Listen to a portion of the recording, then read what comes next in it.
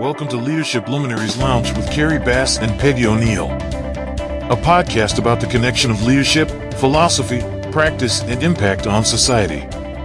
Get ready to be illuminated.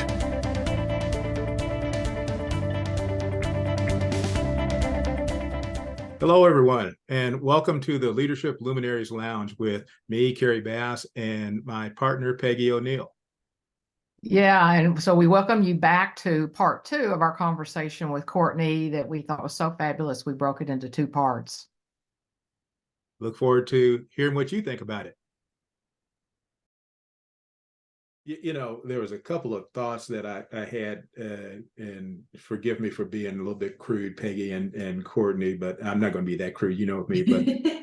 But I was thinking about, though, do you agree and with it that sometimes it's necessary for a leader to be a jerk, so to speak, to ensure that you're getting the goals accomplished?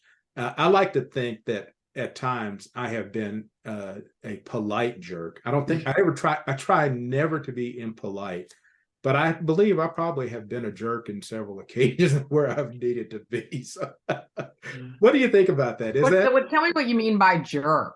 Well, because if you've been a polite jerk, that doesn't sound like a jerk. There is a and I like to talk about it. I believe that, you know, like from a motif, I'm a big Star Wars fan, and in one of the episodes, I believe it's Return of the Jedi, Darth Vader, the arch villain, is coming, and the whole movie opens with Darth Vader's shuttle lands on a Death Star from the Empire that's being under construction, and the station commander gets all the troops. They all line up. They stand at attention for Darth Vader to walk by, and have an inspection or whatever, because he's like the number one military leader. And he just walks straight by everybody, and he waves his hand at the station commander and say, "You may dispense with the pleasantries. I'm here to get you back on schedule." I've adopted that as my mantra sometimes when I'm doing my project manager and project executive type roles. And I've been responsible for being, getting some trouble projects out of the ditch. And so sometimes it's required me to be a jerk. People have issues and problems, and I simply tell them, I appreciate that you do. If you're going to be here, we need you to be here and get it done. What do you need? Jerk, I think that's being honest and challenging, exactly, and inviting them to rise up. I mean, I think. Yeah. And what I meant was the words that I didn't say is, I really don't care what you got going on. I need you to get the job done. So that's what I mean by being a polite jerk. Yeah. I think there are times for that, but Courtney's our guest, so let's see what Courtney has to say. I think the reality is exactly as you said, Peggy. Sometimes there are times for that. Sometimes it just has to come to that. I think as leaders, we should try to keep those times very limited and few. It's I learned in a business school case that at Toyota plants, as cars are moving down the line, if someone sees something wrong, there's a cord you can pull that'll literally stop the line.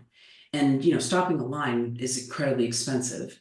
But the belief is, the belief is important to do, because if there's a problem, it's important to stop and fix the problem. And anyone apparently has the ability to pull this cord. But I think we need to view it in that way. Like, let's do it if it's necessary, but that's very costly. It's very costly, I think, ultimately, to behave in that way. Because for some people, that behavior is very motivating, but for others, it's incredibly destructive. And I think we often misjudge how people really respond to our feedback. Sometimes the person you think would be most motivated by that is actually going home and crying to their dog or their partner about how mean Uncle Kerry was, Boss Kerry was. And so, and then again, over time, they ultimately leave the organization, which is unfortunate if they're a strong performer. So I think it should be used rarely. And the other thing I think is that it has to, if it's going to be used, it absolutely has to be used equitably. I really have seen in these cases, and I'm sure Peggy as a coach you have too, where a leader will be that way with some people or some subdivisions or some teams, and then you see them with others and you're like, is that the same person? You know, it's just like, wait, why do we get yelled at and you all get parties and kudos and recognition? And so if you're going to do it, I think you got to just do it for all so that it doesn't feel targeted and biased. So be an equitable jerk. Yeah, exactly. Like it should be part of your brand. This person is known to be a jerk. Yeah. Yes. You know, while you're thinking about that though, and we started talking about a strong performer, and one of the things that's been on my mind is the myth. Your dad and I and your mom have this conversation going on, and your rest of my siblings, that work is for suckers, meaning that it's literally impossible for we believe from what you see for a person to simply work their way to wealth.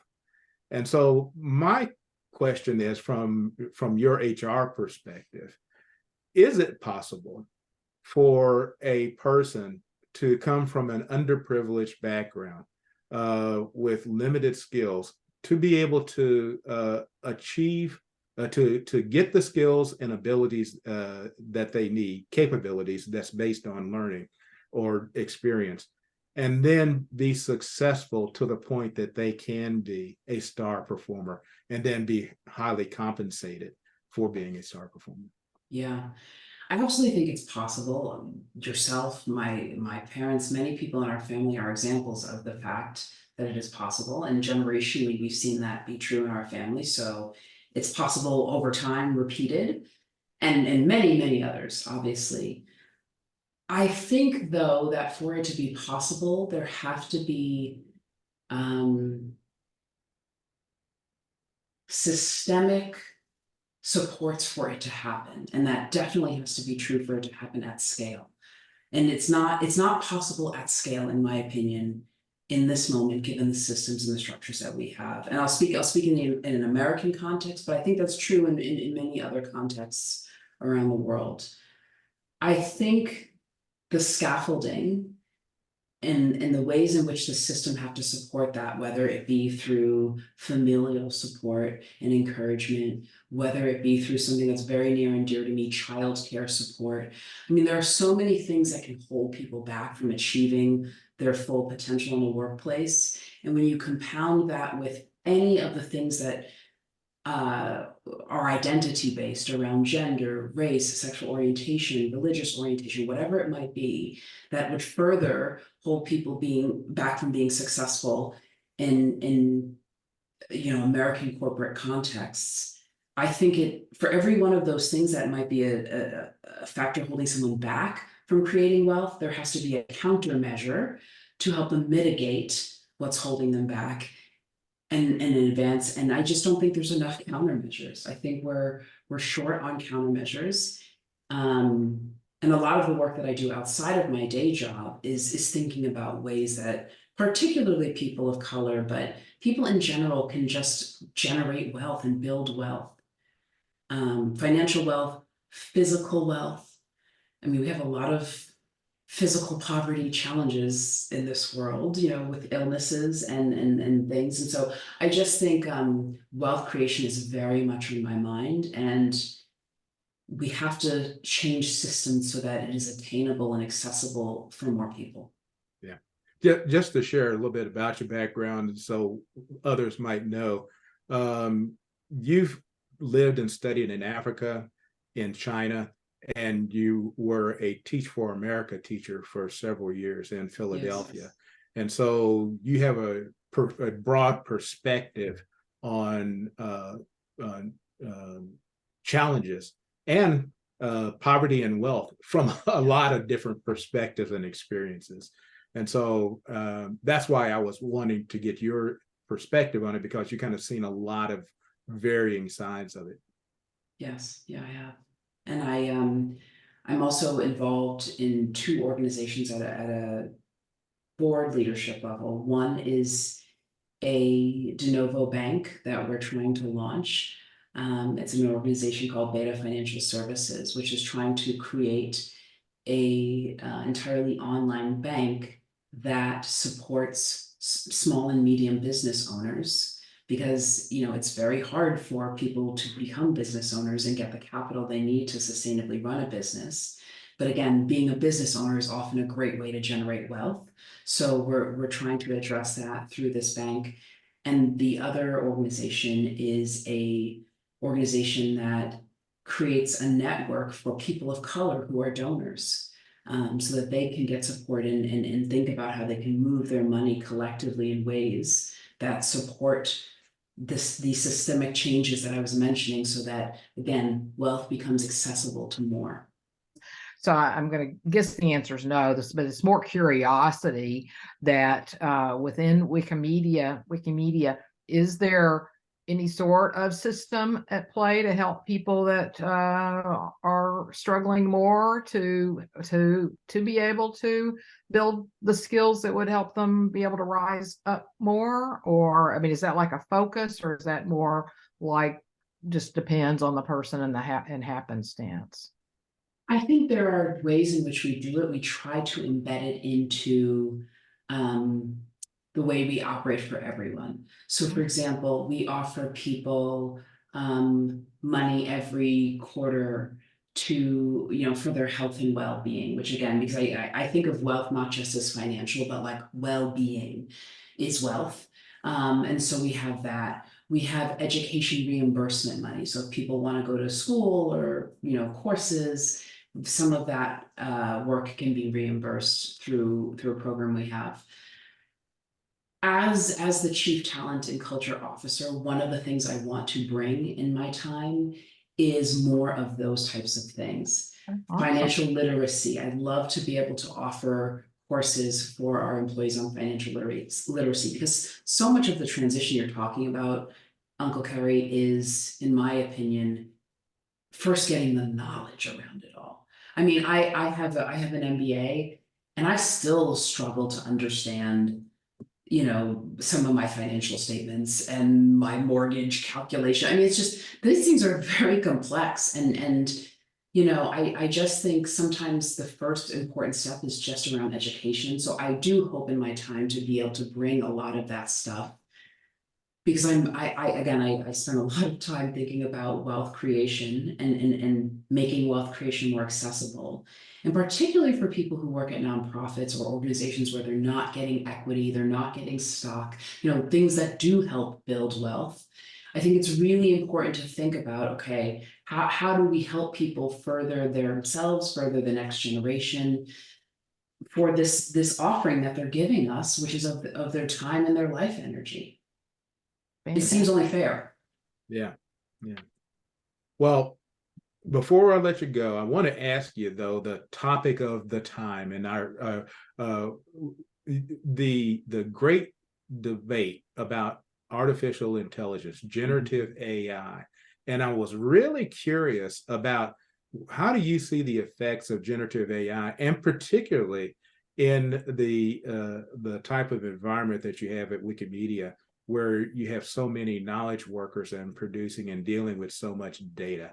What do you see that, and how do you see, and do you see generative AI being a big tool player in this space? Yeah, my thoughts on all of this are muddled in my own head, because I'm very conscious of what I don't know, and I am not a technologist, even though I've been in technology for a while. So I'm aware of my limitations in understanding this work and where this is all going. And I also think even the best of the best folks in this space aren't really sure where it's going, and there's a lot of uncertainty. And for us, when we think about labor, uncertainty is fear, right? Because we're all understanding that labor is what enables us to live in this society and in all societies. And so as a humanist, and I am a humanist, I am pro-human, I want to believe that we will be able to leverage AI in a way that allows us to be more efficient, more fast, more effective, but that doesn't, and that frees up the types of labor that ultimately are really challenging for humans and don't benefit them in the long term, that are not wealth creating, and that will coexist with these models and with this technology in a way that accelerates labor and work and working together. I'm not confident that's exactly what will happen for many reasons. But what I do think is that whatever the change will be, I hope it is gradual enough that we're able to adjust. It's not going to be 20 years of time. We're going to have to adjust much faster than that. But I don't think it's going to be 6 months. And I really hope that one day we won't wake up and suddenly it'll just all be here and all done. So I think it's a great opportunity for us, people who think about labor, people who think about work and workers, to come together and act fast and be really clear and direct. And you may have been tracking here in Las Vegas, we recently had Formula One come to town, and it caused a lot of hubbub and generated a lot of money. And our labor unions, who keep the city alive, who do all of the real important work when it comes to driving this industry of hospitality and gaming, they picked up really smart time to go back to the negotiation table, and they wrote in protections for themselves when it comes to AI, which I think is really smart. The writers have done that, the actors have done that. You know, I think it's really important right now for organization and for people to come together and be very, very clear with those who have power and are making the decisions that we have to be considered. I think that's critical. Peggy, and we do have a little bit more, but I know you and I have had several conversations about misinformation, disinformation, and democracy. And just happened to think about, maybe you might want to ask Courtney a question regarding that and Wikimedia's role. Yeah, well, I'll just take your question. What are you all doing with regard to misinformation, disinformation? And trying to help us discern what is accurate information, what is inaccurate information, and are there any and then how do you label that? Or so what are you doing with that? Especially you've got 300,000, you said, contributors. Gosh, and then how do you manage that with them? Yeah, I mean, it is a massive, massive part of the work that the foundation does, and I will not speak to it in a way that gives it enough justice. I wish my colleagues were here to do that. But it's critical to the platform, because people come to our projects and to this work because there's so much trust and so much belief in the content. And we have both AI that we've been using for a while that is looking at entries, for example, on Wikipedia, and flagging content that might be misinformation or disinformation. We have human editors and administrators and reviewers who work to keep the data clean and the information clean. But it is a constant battle. It is the 24/7, 365, you know, there's a lot of actors in the world who want to make sure there's information that is not accurate.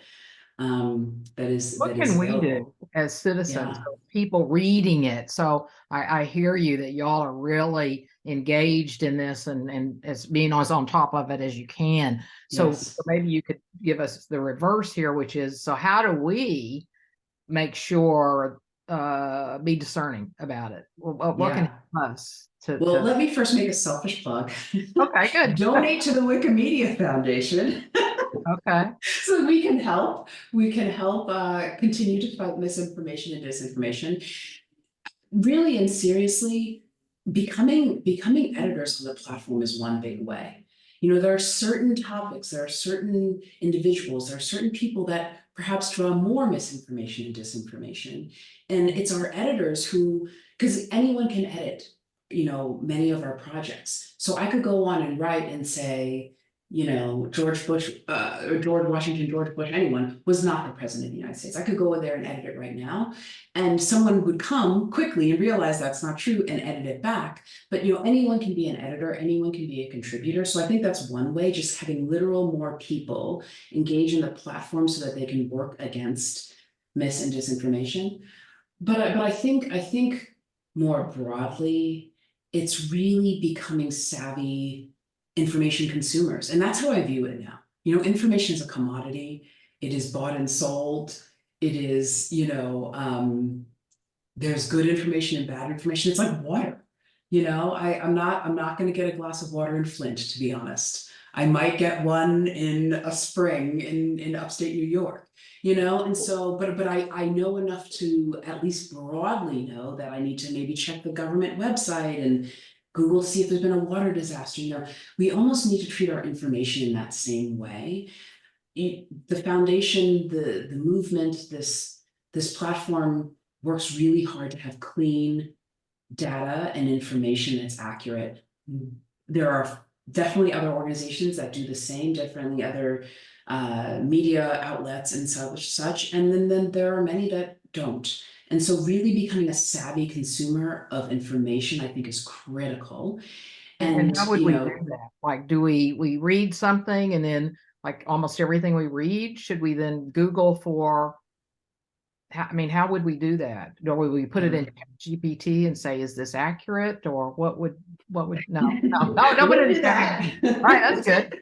I would not do that. I think it's like going back. The best answer I have is like going back to what I know was true for us when we came through school. I don't know if they do this anymore in schools, but like back when we had to like write papers by actual hand, Right. and you had to research and you had to put your sources at the bottom. You know, you'll notice that on every Wikipedia page there are sources because you have to back your facts up. You just can't say something and it is true.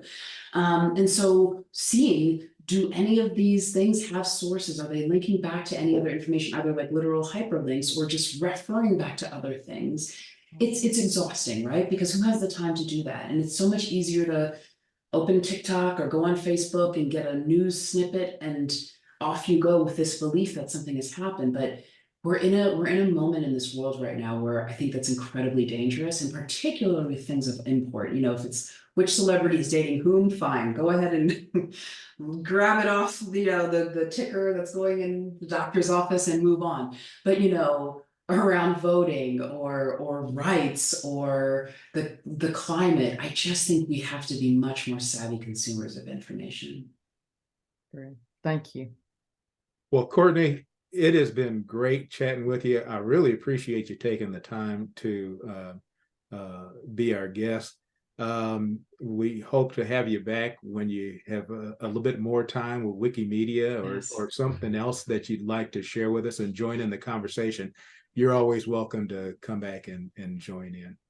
I appreciate the wisdom that you're sharing about how we can be in business and be with people and be with information. So thank you. Yeah. Thank you. Bringing to us and our listeners today. Thank you. Great chatting with you. Hope you've enjoyed our conversation.